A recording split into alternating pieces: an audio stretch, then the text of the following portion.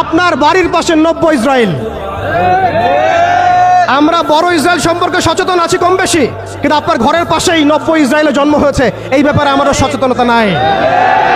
তারা সংসদ ভবনে তাদের সংসদে ফখর করে বলছে যে আমরা 6,500 সৈন্য পাঠিয়েছি, আমাদের হয়ে যুদ্ধ করছে। নাউজুবিল্লাহি মিন যালিক। তার মানে আপনারা প্রমাণ করলেন। আচ্ছা বলেন, খ্রিস্টানদের সাথে না হয় তাদের সম্পর্ক আছে, তারা আহলে কিতাব, আপনাদের সাথে তাদের কি সম্পর্ক? খ্রিস্টানদের সাথে না ইহুদিদের একটা সম্পর্ক আছে, তারা আহলে কিতাব দাবি করে তারা, কিন্তু আপনাদের সাথে যারা পৌত্তলিক তাদের সাথে এই ইহুদিদের কি সম্পর্ক?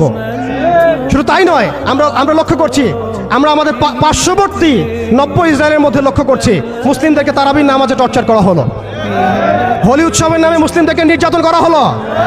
আমরা দেখলাম সেখানে গরুর মাংস বহন করার অপরাধে পিটিয়ে মুসলিমকে হত্যা করা হয়েছে।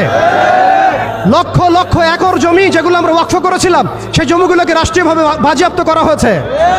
আমি যদি একটা জমি মাদ্রাসায় দান করি, আপনার কোন এখতিয়ার আছে সেটাকে আপনি রাষ্ট্রীয় বাজেয়াপ্ত করতে পারেন? এখানে মানবতা কোথায়? এখানে গণতন্ত্র কোথায়? এখানে এই ইউনাইটেড নেশনস কোথায়? ইউরোপিয়ান ইউনিয়নগুলো কোথায়? আপনাদের এই সব তথাকথিত তন্ত্রমন্ত্রগুলো এবং তথাকথিত মতবাদগুলো একটা এজেন্ডাই বাস্তবায়ন করছে, তারা পুরো বিশ্বে শুধু দাজ্জালের শাসন কায়েম করতে চায়।